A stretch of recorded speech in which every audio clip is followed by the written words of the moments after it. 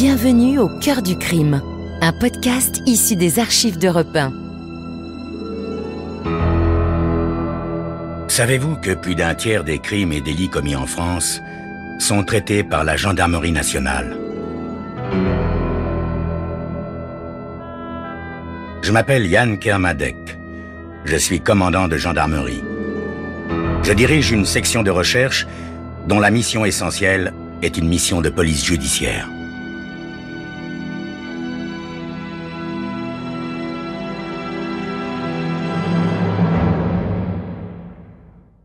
L'histoire que je vais vous raconter est une histoire vraie. Tous les faits sont réels et se sont déroulés en France. Seuls, les noms des personnes et des lieux ont été changés.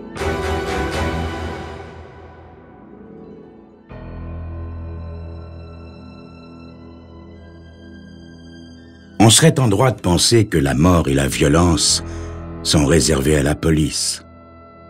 Au long de mes 35 années de carrière, je me suis senti à l'abri de ce genre de drame. En effet, j'étais directeur de collège. Quand j'ai appris de façon fortuite l'histoire d'Émilie Thérault et des jumeaux Eaton, mon sang s'est glacé de peur. La pire des peurs, la peur rétrospective. À cette époque, Émilie enseignait la sociologie dans mon collège, notamment à Howard et Cathy Eaton, les jumeaux surdoués. Ah, une dernière chose, Émilie se remettait à peine d'une grave dépression nerveuse. Voici les faits tels que je les imagine.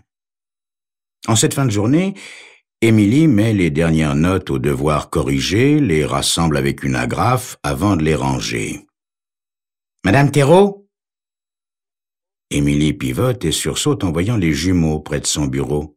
« Vous m'avez fait peur, mes enfants, je ne vous ai pas entendu entrer. Mais que faites-vous si tard à l'école? »« On est venu au sujet des notes de ma sœur, madame, » dit Howard en la fixant de manière gênante. Enfin, de manière gênante de la part d'un enfant de 15 ans à peine. Émilie regarde la fille. « Je vous écoute, Cathy. » Elle aurait aimé répondre avec bonne humeur plutôt que sur ce ton pesant et fatigué. « Vous m'avez fait beaucoup de tort, Madame Thérault, » fait la gamine en lui tendant une feuille de devoir. « Je regrette, Cathy, je ne vous ai pas fait du tort, je vous ai mis les notes que vous méritiez. » Émilie commence à s'énerver à la vue de cette petite main qui reste tendue vers elle, la mauvaise note du devoir bien en évidence. « Petite morveuse », pense-t-elle bien malgré elle. « On aimerait que vous changiez la note de ma sœur, madame, » fait Howard. « Vous savez bien que c'est impossible, Howard. » »« Dites plutôt que vous voulez pas, madame. »« Mais qu'est-ce qui vous permet de me parler de la sorte, Howard? »« Madame, c'est la deuxième fois au cours de ce trimestre que vous mettez une mauvaise note à ma sœur. Si vous changez pas ces notes, elle va échouer. » Exaspérée, Émilie se tourne vers la fenêtre pour ne pas foudroyer les jumeaux du regard, tout surdoués qu'ils soient. « On est intelligent, madame, très intelligent. C'est inscrit dans notre dossier. Or, ma sœur, elle a été dérangée. Vous savez très bien qu'elle peut obtenir une bien meilleure note, un meilleur classement. On vous demande pas la lune, quoi. On vous demande simplement de rectifier le tir. » Ce porte-parole du duo, en plus de lui courir sur les nerfs, commence à la mettre mal à l'aise. Il a le ton et le regard d'un crottal dont le quotient intellectuel serait très élevé pour son âge. « Je regrette, Cathy, » dit Émilie en évitant le regard de Howard. « Vous aurez ce que vous méritez, sans plus. »« C'est dommage, madame Thérault, » fait le gamin. « Cathy et moi, on a l'intention d'aller plus tard dans de bonnes universités. Comme nous sommes tous les deux dans un foyer, une sorte d'institution, puisque nous sommes boursiers, on doit donc avoir les meilleurs résultats. »« Je le sais, Howard, mais je regrette. »« Changez la note, madame Thérault. Sinon, on vous tuera, » conclut Howard. La salle de classe devient très silencieuse. On n'entend plus que la respiration oppressée d'Émilie. Ses poings se serrent à blanchir ses phalanges. Elle donnerait gros pour écraser le petit ordinateur qui trône sur son bureau, sur la tête de ses petits morveux. « Mon frère dit la vérité, madame Thérault. Si vous changez pas ma note, on vous tuera. On a déjà tué, vous savez, il y a juste un mois. On a tué Margie Whitehead. Tais-toi, Cathy, fait Howard. De toute façon, je sais qu'il n'y aura pas de problème. Madame Theroux s'occupera de toi comme il le faut. N'est-ce pas, Madame Theroux? Émilie a envie de hurler. Ses angoisses récentes refont surface. Elle se sent à nouveau glisser sur la pente de la dépression. Elle respire lentement et profondément. Mon Dieu, elle ne va tout de même pas se laisser impressionner par ces deux petits monstres. « Suivez-moi, » dit-elle. « Et où on va ?» demande Howard. « Vous le savez très bien, Howard. Au bureau du proviseur. »« Vous avez vu l'heure, Madame Theroux ?» demande Howard avant d'éclater de rire. « Il est chez lui depuis longtemps. Allez, viens, Cathy, on s'en va. »« C'est ça, sortez !» dit Émilie en fermant les yeux. Quand elle les rouvre, ils ont disparu. Elle se demande alors si elle ne vient pas de faire un cauchemar. Le lendemain, elle se rend chez le psychologue du collège, un homme jeune, infatué de sa personne. Le jeune homme écoute l'histoire sans broncher. Il lui rappelle Howard en plus âgé. « Très franchement, Madame Theroux, je ne sais que dire. »« Vous pensez peut-être que je viens d'inventer tout ça ?»« Ne vous énervez pas, Madame Theroux. Les Eaton sont plus que des enfants ordinaires. En plus d'être surdoués, ils ont subi un sérieux traumatisme. Vous savez, leur père a été tué à coups de hache. Leur mère s'est alors repliée sur elle-même à tel point qu'elle a été incapable de s'occuper d'eux. C'est pourquoi ils ont été tous deux placés dans une institution. »« Ce sont des monstres! Ils m'ont dit avoir tué Margie Whitehead. » Le psy fait une grimace. « Madame Theroux, une vingtaine d'enfants au bas mot ont vu la pauvre Margie tomber sous les roues de cet autobus. Laissez-moi vous dire quelque chose. Cathy et Howard sont venus me voir. Ils semblaient bouleversés, ce qui est inhabituel chez eux. Ils m'ont dit que, pour une raison qu'ils ne comprenaient pas, vous sembliez ne pas les aimer. Ils m'ont demandé si je ne pouvais pas les aider à changer, de telle sorte qu'ils puissent vous plaire. Madame Theroux, si vous alliez refaire le point chez le psychiatre qui vous a soigné... »« Allez au diable !» répond Émilie en se levant. En fin de journée, elle aborde discrètement le jeune Tony Mahoney, un des témoins de la mort de Margie. « Faut-il vraiment que j'en parle, madame? Je fais tellement de cauchemars depuis. »« Fais-moi plaisir, Tony. »« Bon. Ben voilà. On était tous à l'arrêt de l'autobus. Margie est tombée devant au moment où il passait. »« Vous étiez nombreux? »« Ah, une vingtaine, madame. »« Et Cathy Eaton? »« Cathy? Ben, elle était à côté de Margie et de moi. Vous savez, personne n'aimait Margie. Elle se moquait de tout le monde. Surtout de Cathy, à la gymnastique. Cathy ne ripostait jamais. Elle se contentait de s'écarter d'elle, comme une grande personne. »« Tony, une dernière chose. Fais un effort. S'est-il passé quelque chose d'inhabituel ce jour-là? » Le gamin se met à réfléchir intensément. « Eh ben, maintenant que vous me le demandez, madame, Howard était bizarre ce jour-là. Moi, je l'avais jamais vu comme ça. Et il est sorti de l'école en courant et il faisait semblant d'être un danseur d'opéra. Hein? Il chantait, dansait, faisait le pitre. Tout le monde le regardait en riant. Et bien évidemment, les rires se sont tus quand l'autobus a renversé Margie. Une vingtaine de gosses étaient là quand l'autobus a renversé Margie. C'est tout de même curieux qu'Howard ait attiré leur attention cette fois-là précisément. Pourquoi l'a-t-il fait? C'est ce que vous saurez dans quelques instants.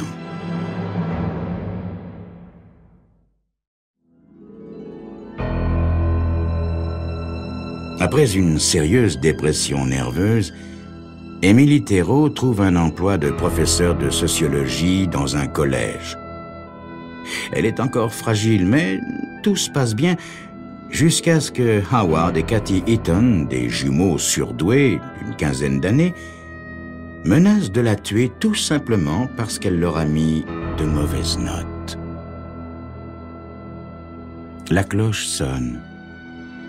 Émilie fait semblant de chercher un papier dans un tiroir de son bureau et met en marche un petit magnétophone à l'insu des jumeaux. « Vous vouliez nous voir, Madame Thérault ?» demande Howard. « Oui, Howard. J'ai décidé de maintenir mes notes à votre sujet, Cathy. Vous voulez toujours me tuer ?» Les jumeaux la regardent froidement et s'exclament en prenant une voix chagrine. « Mais on ne sait pas de quoi vous voulez parler, Madame Thérault. Vous tuez? Et est-ce que vous vous sentez bien, madame ?» « Je me sens parfaitement bien. Raison pour laquelle je ne répondrai pas à vos menaces.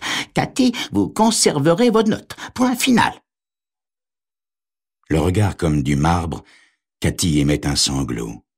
Puis Howard demande « Pourquoi est-ce que vous nous persécutez, Madame Thérault? Dites-moi, réellement, vous vous sentez bien ?»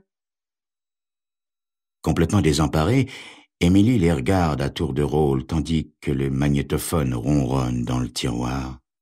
« Mon Dieu, ils ont deviné, ces petits monstres ont deviné que la conversation est enregistrée. « Sortez d'ici !» leur crie-t-elle. Le lendemain, à l'aube, le téléphone la réveille.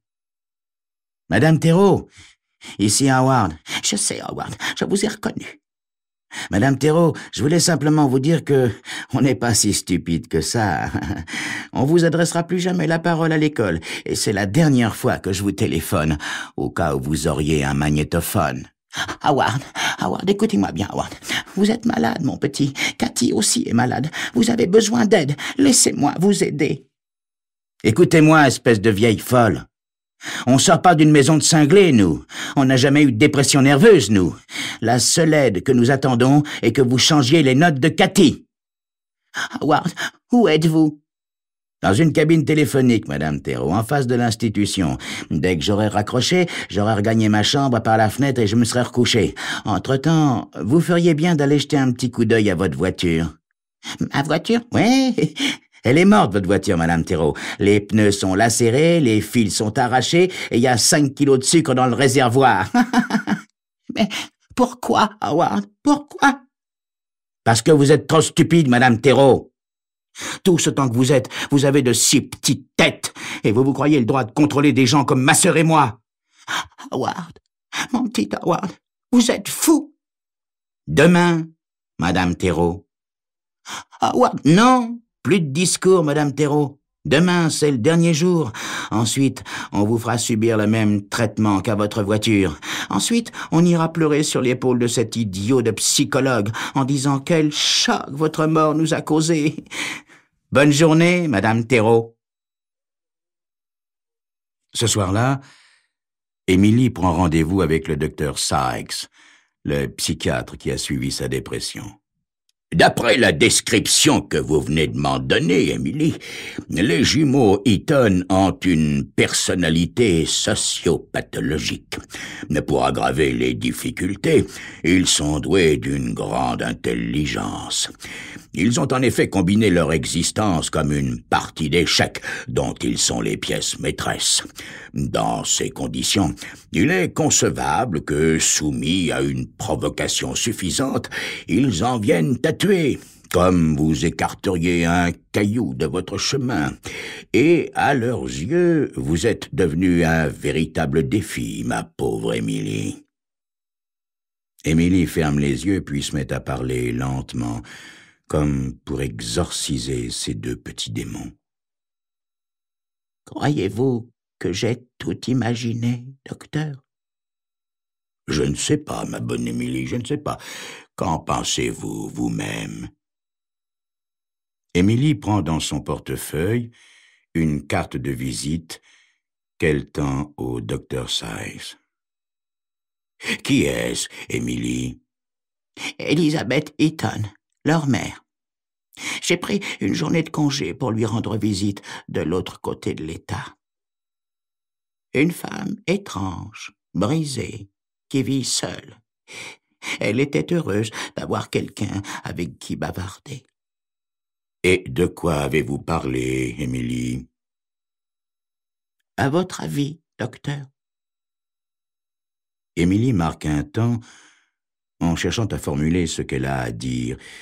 Mon Dieu, ça n'est pas si facile. Madame Eaton pense que Howard et Cathy ont tué son mari, c'est-à-dire leur propre père. Sykes lève les yeux. Elle a dit ça? Elle ne me l'a pas avoué directement, docteur. Elle me l'a fait entendre. Quelle femme, ayant toute sa raison, irait accuser deux enfants, de jeunes enfants, d'avoir tué leur père à coups de hache? Et puis... Oui, Émilie? Et puis, il y a ma voiture saccagée. Oh, Émilie, ainsi que 3 autres dans le même parking. Si c'est Howard qui l'a fait, il a eu la présence d'esprit de donner l'apparence du hasard à son délit. Que dois-je faire, docteur? Ma bonne Émilie, il faut changer la note, naturellement. Émilie sursaute. Sykes la regarde avec insistance. Je n'ai pas dit que je ne vous croyais pas, Émilie. Alors qu'il est, nous devons admettre que 2 hypothèses sont exactes. Ou bien les jumeaux Eaton vous tourmentent réellement, ou bien vous l'avez imaginé. Dans un cas comme dans l'autre, changer les notes ne fera de tort à personne, d'autant que ces enfants sont intelligents et dignes de bons résultats scolaires, n'est-ce pas? Docteur, je ne vous ai pas menti. Ils tueront encore. Il faut les soigner, docteur. Il le faut. Mais qui dit le contraire, ma bonne Émilie?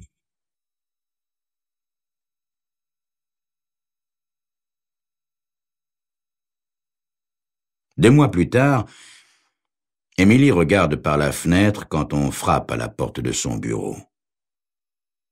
Cathy et Howard Eaton se tiennent sur le pas de la porte, hésitants. Merci de venir me voir après la classe, mes enfants. Je ne vous garderai pas longtemps. Permettez-moi tout d'abord de vous féliciter pour vos bons résultats. Vous avez été, et de loin, mes meilleurs élèves. Merci, madame, dit Howard. On aimerait, Cathy et moi, savoir pourquoi vous nous avez convoqués. Tout simplement pour vous dire pourquoi j'ai été enfermé dans une maison de santé, mes enfants. Voyez-vous, je ne supportais plus le mal, et je me sentais responsable de toute la misère humaine, jusqu'à en arriver au bord du suicide. Tenez, regardez, dit-elle en leur tendant une série de photographies. C'est l'hôpital psychiatrique qui m'a accueilli. C'est joli, non? Cathy regarde son frère avec indécision. Regardez, c'est un bel endroit, n'est-ce pas? Vous comprendrez aisément que je n'aurai pas de peine à y retourner, parce que, voyez-vous, Cathy, Howard, je vais être obligé de vous tuer tous les deux. Il faut croire que je ne suis pas entièrement guéri, car vous représentez un mal que je vais enrayer à la racine. Vous avez perdu la tête, madame Thérault. C'est ce que tout le monde croira, Howard, oui, dit Émilie en sortant un petit revolver de son sac. Mais quelle importance! Je ferai un nouveau séjour en maison psychiatrique et je serai libéré dans quelques années, la conscience enfin tranquille. Tout ce que j'espère vraiment, voyez-vous, c'est que ça ne vous fera pas mal. Ajoute-t-elle en pointant l'arme sur le front de Cathy. Madame Thérault, s'il vous plaît, je veux pas mourir, dit la gamine. Margie Whitehead ne voulait pas mourir non plus, mes chers enfants, ni les gens que vous tuerez plus tard si je vous laisse en vie. En faites pas ça, madame Thérault, dit Howard. On va tout avouer, et on nous enverra dans un hôpital. On nous soignera. Voyons, Howard. Avouez, mais qui vous croira? Je les obligerai à nous croire, Madame Thérault. Je leur parlerai de votre voiture et je leur dirai comment j'ai attiré l'attention des autres élèves pendant que Cathy poussait Margie sous les roues de l'autobus. Oui, Madame Thérault, dit Cathy. On regrette. Maintenant, on regrette d'avoir tué Margie et notre père. Oui, Madame Thérault. Il nous haïssait. Et puis, en fait, c'était pas notre vrai père. Quand on l'a tué, c'était comme un jeu, dit Howard. Emily pointe l'arme entre les yeux de Cathy. Son visage est complètement exsangue. Howard s'effondre sur un siège en pleurant. Alors, Emily laisse tomber le revolver et arrête le magnétophone qui ronronne dans un tiroir de son bureau. Je ne sais pas comment va se passer votre psychothérapie, mes enfants. Mais j'espère de tout cœur que cette expérience sera un bon démarrage.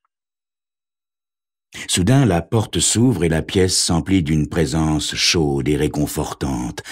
Cette tension terrible lui a fait oublier qu'elle n'est pas seule, qu'elle ne l'a pas été un instant. Je pense maintenant que le docteur Sykes, que voici, va être désireux de vous parler, mes enfants. Je vous les confie, docteur, dit Emily en quittant son bureau, un pâle sourire aux lèvres, l'air presque heureux.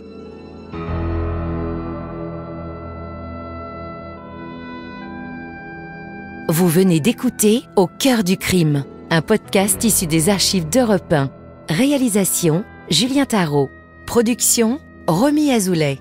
Patrimoine sonore, Sylvaine Denis, Laetitia Casanova et Antoine Reclus. Promotion, Marie Corpet. Au cœur du crime est disponible sur le site et l'appli Europe 1. Écoutez aussi l'épisode suivant en vous abonnant gratuitement sur votre plateforme d'écoute.